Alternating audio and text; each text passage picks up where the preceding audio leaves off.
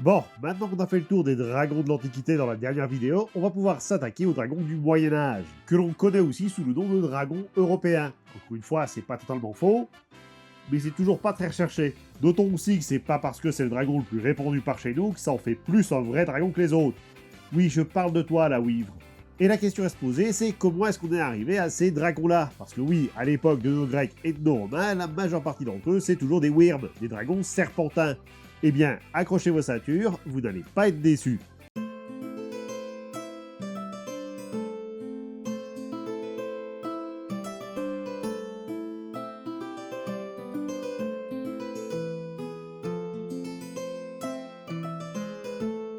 Au Moyen-Âge, la forme des dragons évolue à cause de plusieurs inspirations. Toujours la version gréco-romaine qui traîne dans un coin, mais elle se fait influencer par les créatures mythologiques du Moyen-Orient. On peut notamment y trouver Zou, moitié oiseau, moitié dragon, mais aussi Asi Dahaka, un dragon à trois têtes qui a déjà cette apparence de lézard. Dragon, dragon, pas lézard. Et l'autre raison de cette forme, c'est qu'à l'époque, les gens étaient nuls en dessin. Du coup, c'est quand même un peu déceptif. Enfin, il y avait des gens qui savaient dessiner, et il y a des gens qui, à notre époque, ne savent toujours pas. Ce qu'on veut dire, c'est que le commun des mortels, il n'était pas plus doué à l'époque qu'il ne l'est maintenant. Ce qui fait que, comme une mauvaise partie de Gartic Faune, un trait mal placé a été interprété comme une patte. Et vu qu'une patte c'est un peu con, on en a rajouté 3 autres. Voire même plus, parce qu'un dragon ça se limite pas à 4 pattes et 2 ailes. Si vous voulez faire un dragon avec 1000 pattes, 100 ailes et 50 têtes, libre à vous. D'ailleurs, voici la représentation d'un dragon avec 4 ailes. À pas confondre avec celui-ci, qui est un dragon en 4 ailes. Je croyais qu'on avait dit stop aux blagues. En revanche, les dragons de l'époque avaient une grosse différence avec leur représentation plus contemporaine. Aujourd'hui, quand on vous dit dragon, vous imaginez un truc légendaire sur lequel vous pourriez facilement monter. Eh bien, au Moyen-Âge, c'est en réalité plus petit qu'un humain. Par exemple, le basilic, ce machin qui a parfois une tête de serpent, parfois une tête de coq et qu'on représente comme ça dans Harry Potter. En vrai, c'est pas plus grand que ça. C'est dans le nom même. Basilic, ça vient du grec basiliskos, qui veut dire petit roi. Et tant qu'on est sur le basilic, sa naissance, elle est déjà pas banale. Faut savoir qu'à la base, comme on l'a dit avec son nom, c'est grec et c'est une des créatures nées du sang de Méduse. Ce qui veut dire que oui, techniquement, cette bestiole, c'est la frangine de celle-là. Mythologie et génétique, c'est toujours n'importe quoi. Mais quand le Moyen-Âge reprend la bête, ils font pas mieux. Donc, un basilic, c'est né d'un coq. Déjà, un coq qui pond des œufs, moi, ils m'ont perdu. Mais il faut que ce coq soit issu d'un œuf de serpent, ou de crapaud, les gens se mettaient pas d'accord à ce sujet. Et c'est pour ça que l'on représente l'animal moitié serpent, moitié coq. Un peu comme le cocatrix. Ah oui, le cocatrix. Lui, c'est toujours un œuf de coq, mais dont la mère serait un serpent. Darwin serait déjà né à l'époque, il t'aurait cramé toute ta famille. En vrai, la légende, elle viendrait plus vite de l'Égypte, où on détruisait les œufs d'ibis de peur qu'un serpent les morde pour incuber le venin, donnant naissance à la créature. Ça chie toujours autant sur la génétique, mais au moins ça explique d'où vient le bousin. D'ailleurs, au fil des années, Cocatrix et Basilic sont devenus des synonymes, même si, à la base, les deux créatures n'avaient pas les mêmes caractéristiques. Et je crois que nos Européens du Moyen-Âge, ils aimaient bien tout mélanger. Parce qu'à l'origine, pour eux, un basilic, c'est l'animal venimeux, donc le mythe du serpent, et c'est le Cocatrix qui peut pétrifier d'un regard, donc en lien avec Méduse. Et pour en finir avec les deux bestioles, qui sont quand même des tueuses de compétition, elles ont un ennemi. Un ennemi qui est si puissant qu'il résiste à la pétrification et au poison. Mais quel est donc cet être si puissamment cosmique? La belette. Comment tu appelles ça? Une blague? Alors il y aurait deux explications à cela. La première, c'est à cause de son odeur, et l'autre, c'est tout simplement parce que c'est l'ennemi naturel du serpent. Maintenant que la parenthèse Cocatrix Basilic est fermée, on va pouvoir revenir à notre dragon et surtout à son comportement. La créature qui était à la base une représentation des forces de la nature devient au Moyen-Âge une véritable engeance du mal et ce, grâce ou à cause, selon votre point de vue, au christianisme. Oui, malgré son apparence de lézard sous stéroïde cracheur de feu, il n'en reste pas moins lié au serpent. Et pour nos amis chrétiens, le serpent, il a une tendance à vous offrir une compote. Alors déjà, c'était juste une pomme. Ouais, une pomme. Gardée par un serpent, comme la donne au jardin des Hespérides. On y revient. D'ailleurs, c'est pour ça que Satan est décrit comme étant un grand dragon rouge avec 7 têtes et 10 cornes. Ce qui fait qu'il n'est pas symétrique. C'est très perturbant. Et maintenant qu'on en a fait des méchants, on peut rappeler au bon peuple c'est quoi leur passe-temps préféré? Cramer du bétail. Kidnapper des gens en vue de s'en faire un repas. Et je pense que c'est le bon moment pour parler de Georges et le dragon. Eh bien, Georges et le Dragon.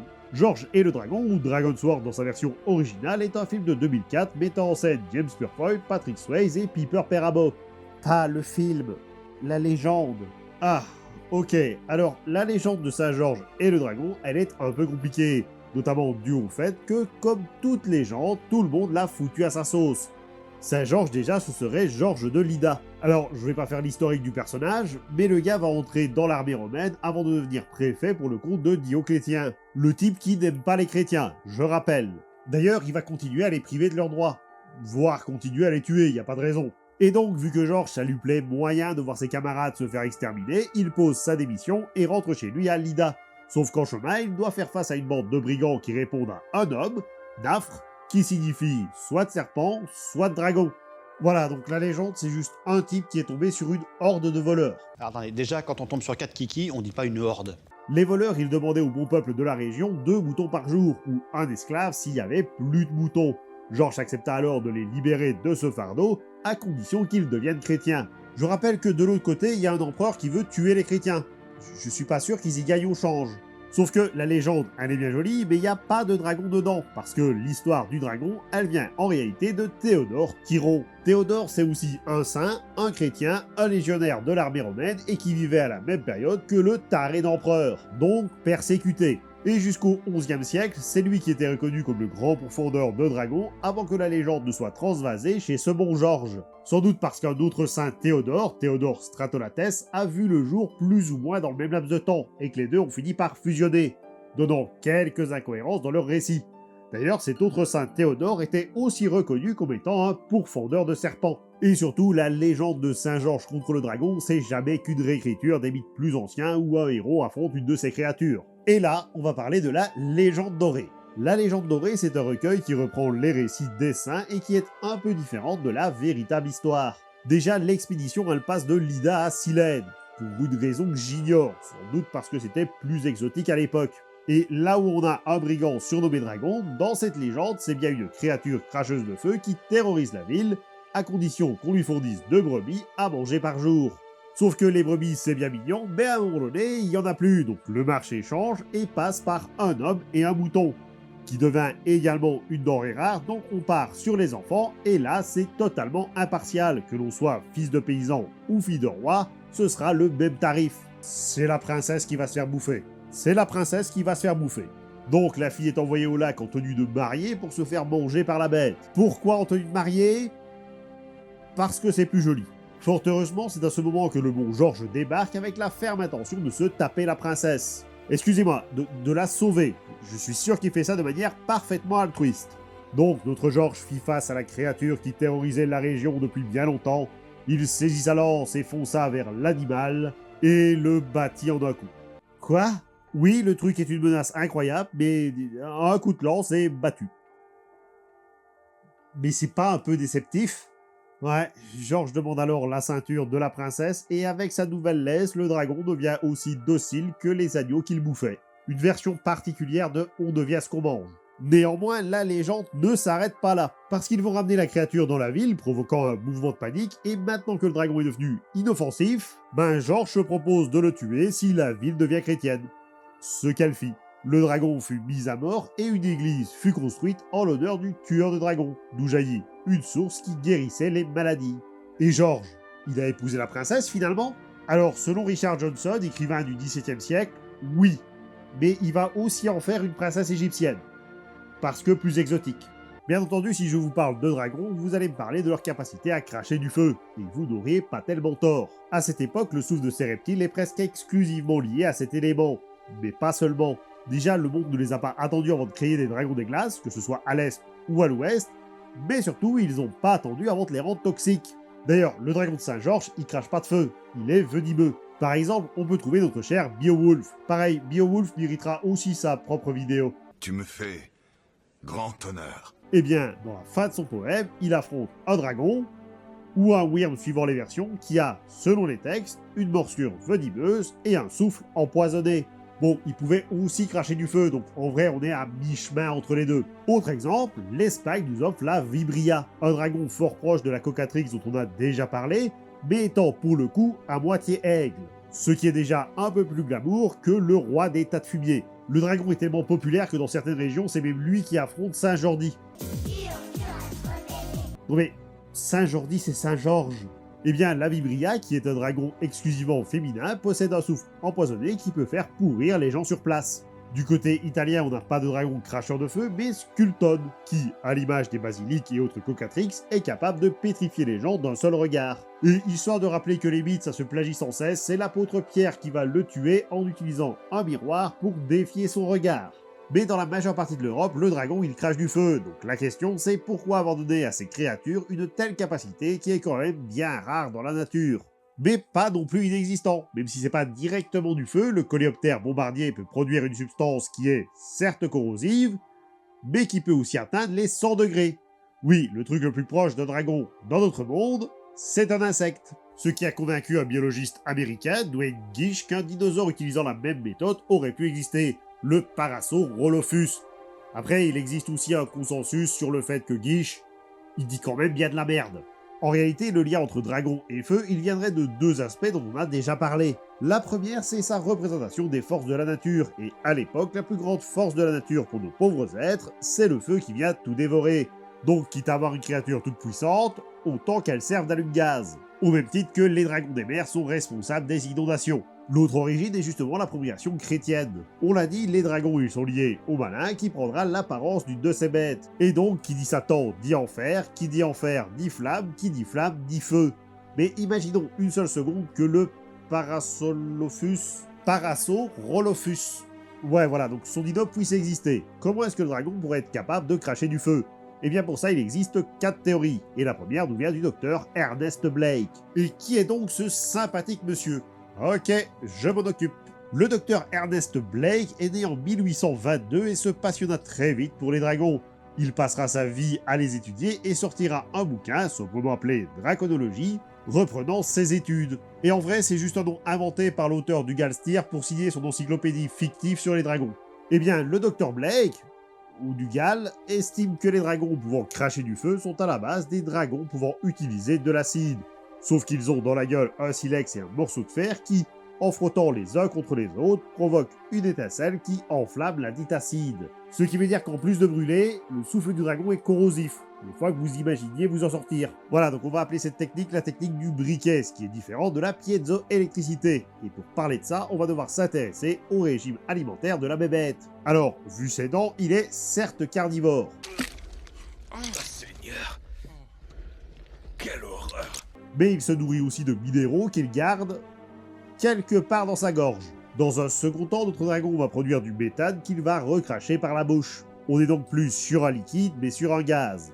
Et en passant, le dragon va utiliser la charge électrique stockée dans les cristaux, ce qu'on appelle la piézoélectricité, pour provoquer l'étincelle et brûler tout sur son passage. La troisième hypothèse est la réaction chimique, et pour ça on doit aller du côté de Peter Dickinson. Peter Malcolm de Brissac Dickinson est un auteur britannique né en 1929 et qui a notamment écrit Flight of the Dragon. Pour lui, les dragons sont les descendants des dinosaures. Ça, à la limite, on peut toujours le concevoir, mais toujours selon lui, leurs os sont en croissance constante et les dragons ne s'en servent pas pour grandir. Donc ils vont produire de l'acide pour dissoudre les os et produire ainsi de l'hydrogène gazeux. Rappelons que la première hypothèse c'est qu'ils crachaient directement l'acide, ce qui était quand même vachement plus simple.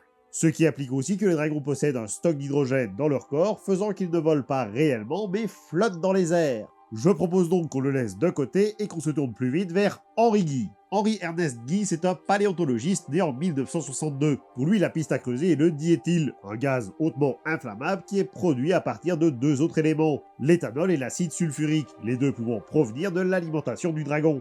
Donc, on est bien d'accord que pour lui, le feu du dragon, c'est jamais qu'une réaction Coca-Montos. Ça a dû lui faire tout drôle le premier carotté qui a cramé la moitié de la forêt.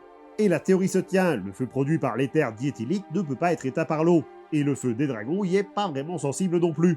Mais on peut aller plus loin dans les réactions. En effet, le dragon pourrait aussi avoir une alimentation à base de calcaire et de fluorite, les gardant dans deux poches séparées, provoquant des flammes en les libérant. Mais cette hypothèse est assez peu probable, le calcaire et la fluorite ne réagissant pas ensemble, et encore moins pour provoquer des flammes. Donc l'idée était amusante, mais on va passer à la suite. Le phosphore. Avec cette théorie, le dragon se nourrit de roches contenant le diphosphore, la substance est alors stockée dans 2 poches, même concept, et sera chimiquement modifiée pour avoir de nouvelles facultés. Quelles nouvelles facultés? Eh bien, en mélangeant le phosphore 1 et le phosphore 2, le produit final réagirait à l'air, provoquant les flammes tant attendues. Et la 4e option? La 4e option. Ouais, tu as dit 4 théories, et j'ai bien compté. Briquet, piezo, réaction chimique. Il en manque une. Ouais, bah la dernière hypothèse, c'est que les dragons sont des créatures fantastiques, donc... ta gueule, c'est magique. Bon, en vrai, il reste une dernière idée, et comme pour leur apparence, c'est surtout une mauvaise interprétation des dragons antérieurs. Comme on l'a dit dans la précédente vidéo, les premiers dragons avaient plus l'apparence de serpents de mer que de reptiles quadrupèdes. Ou bipèdes, ou octopèdes, vous avez l'idée. Et ces wyrmes des mers, ils avaient une tendance à avoir un souffle puissant une fois remontés à la surface. Un souffle qui était entre autres composé d'eau, et que les hommes ont une tendance à représenter comme ça. Et au fil des siècles et des interprétations, le souffle d'eau est devenu un souffle de feu. D'ailleurs, l'un des premiers dragons qui a probablement craché du feu, ce serait un serpent de mer, Léviathan. Léviathan, c'est le dragon légendaire du livre de Job, qui fait partie du trio légendaire Cryo-Ogre, Groudon, Rayquaza, Léviathan, Behemoth, Ziz. Et je vais pas aller plus loin dans la description du bousin parce que personne ne sait se mettre d'accord sur la bestiole. D'un côté, c'est un serpent de mer avec une tête, de l'autre, il en a plusieurs, et pour les moins folkloriques, le Léviathan, en réalité, c'est juste un gros poisson. Par contre, Léviathan, il n'était pas tout seul à la base, mais il avait une variante, mâle et femelle. Sauf que le dieu du coin a préféré tuer l'un des deux pour permettre à l'humanité de survivre. Et c'est le mâle ou la femelle qui est resté? Selon certains écrits, c'est le mâle, selon d'autres, c'est la femelle. Mais d'avis surtout que personne n'était assez taré pour aller vérifier. Où comptez-vous trouver quelqu'un de suffisamment stupide pour monter là-dedans? Mais pouvoir cracher du feu, c'est pas forcément sans danger, les dragons ont donc dû évoluer, surtout pour ne pas se cramer la gorge à chaque coup de briquet. Pour ça, ils utiliseraient un système fort proche des crocodiles qui possèdent une sorte de valve fermant leur gorge pour ne pas qu'ils avalent l'eau pendant qu'ils sont en apnée. Les dragons, ce serait pareil, mais pour éviter d'avaler leurs propres flammes, les produits étant diffusés via des tuyaux qui seraient blindés. Cependant, tout ça ne va pas forcément empêcher les effets secondaires. En effet, tous ces produits chimiques dans le corps pousseraient les dragons à se désintégrer une fois la mort arrivée, les os étant consommés par leurs flammes. Expliquant pourquoi, à notre époque, il n'est plus possible de trouver des ossements de ces créatures éteintes. Ce qui est assez paradoxal, parce que certains dragons résistent très bien au feu. La salamandre, par exemple. Oh bordel, j'allais oublier la salamandre. Bon, parenthèse salamandre. La salamandre, c'est un animal mythique qu'on a souvent associé aux dragons. Parfois ce sont des bébés dragons, parfois ce sont juste des cousins. Mon avis, c'est que ça ressemble quand même vachement beaucoup à un drake. C'est mignon. Et une autre caractéristique qui les lie aussi aux dragons, c'est que dans certaines histoires, elles peuvent cracher du feu. Notons aussi qu'elle est également très venimeuse. Une salamandre dans un puits peut contaminer l'eau par simple contact. Mais son pouvoir le plus connu, ça reste sa résistance aux flammes. Une salamandre, ça ne brûle pas, ce qui rend un peu caduque la théorie des dragons qui se consument d'eux-mêmes. C'est aussi une créature qui remonte à l'Antiquité, Aristote la mentionnant déjà, mais à cette époque, elle possédait aussi la capacité d'éteindre les flammes grâce à son corps trop froid. Mais c'est surtout dans le domaine de l'alchimie que la bestiole fera parler d'elle. Oui, l'épisode sur l'alchimie est toujours dans les cartons, ne vous inquiétez pas. On retrouve notamment Malcolm Meyer, alchimiste allemand, qui va faire le lien entre la salamandre et le phénix. Et bien entendu, Paracels, faut vraiment qu'on fasse cet épisode sur l'alchimie, qui va les lier au feu élémentaire, au même titre que les ondines à l'eau. À ne pas confondre avec les ondines à l'huile. Ouais, pour une fois, c'est moi qui fais le jeu de mots. Cependant, le mythe de la salamandre pourrait aussi venir de l'animal. En effet, ce dernier a une tendance à hiberner dans des morceaux de bois, lesquels étaient ramassés pour être foutus au feu. Et lorsque la bûche brûlait, l'animal se réveillait et filait hors des flammes avant d'avoir le temps de se consumer. Et la dernière grande caractéristique des dragons, c'est qu'ils gardent trésor. Et pour ça, il n'y a pas vraiment d'explication. C'est juste que niveau chien de garde, un reptile qui peut cracher du feu, c'est pas trop mal. Et donc dans les histoires, c'est bien utile en tant que défi à surmonter pour nos héros, que ce soit en représentant leur peur ou toute autre chose. Au final, il n'y a même pas d'histoire vraiment très spécifique sur un dragon qui garderait un trésor. Du coup, pour finir, on pourrait faire une petite partie sur les gargouilles. Les gargouilles? Mais les gargouilles, c'est pas des dragons? Alors, techniquement, la première gargouille, si. Ok, j'ai compris. Et à vous qui habitez Rouen, cette partie de la vidéo est un peu pour vous. En réalité, les gargouilles tirent leur nom d'un dragon, qui s'appelait la Gargouille et qui habitait du côté de Rouen. Ce dragon, comme bon nombre de ses congénères, il avait une tendance à demander un tribut tous les ans, à savoir quelqu'un à bouffer. Ça va, c'est encore raisonnable, je rappelle que celui de Georges, c'était un par jour. Alors personnellement, si je me retrouve dans un coin où il y a un dragon qui demande un sacrifice, Même une fois par an, je pense que je prends mes clics et mes claques et que je me barre de la région. C'est alors qu'arrive Romanus, un bon chrétien en quête d'une ville à sauver. Et Romanus, c'est comme Georges, il veut bien tuer des dragons, mais il lui faut une contrepartie. En l'occurrence, ici, la construction d'une église. Assez cocasse quand on sait que le saint a débuté sa vie en détruisant des temples païens ou romains. Donc l'église fut construite et Romanus alla tuer le dragon accompagné d'un condamné à mort, le seul qui a accepté de l'aider. Et de toute façon, s'il meurt, on dira que c'est le sacrifice de l'année. Et c'est là que commence le combat épique entre Romanus d'un côté et la gargouille de l'autre. Non, il va juste faire un signe de la croix et le dragon va être vaincu. Non, mais je crois qu'entre Georges et lui, les chrétiens, dans leur légende, ils ont oublié le concept d'épreuve à surmonter. Bref, à partir de là, la légende a plusieurs variations, mais la version qui va nous intéresser, c'est celle où il décapite le dragon, qui verra sa tête fièrement accrochée au mur de la ville, devenant ainsi la première gargouille. Plus jamais nous ne ferons confiance aux humains. Je vous remercie d'avoir regardé cette vidéo et j'espère qu'elle vous a plu. N'hésitez pas à commenter, liker, partager, à vous abonner pour ne manquer aucune des prochaines vidéos. Vous pouvez également me suivre sur les réseaux sociaux. Moi je vous dis à très vite, c'était le Grimspeaker pour vous servir.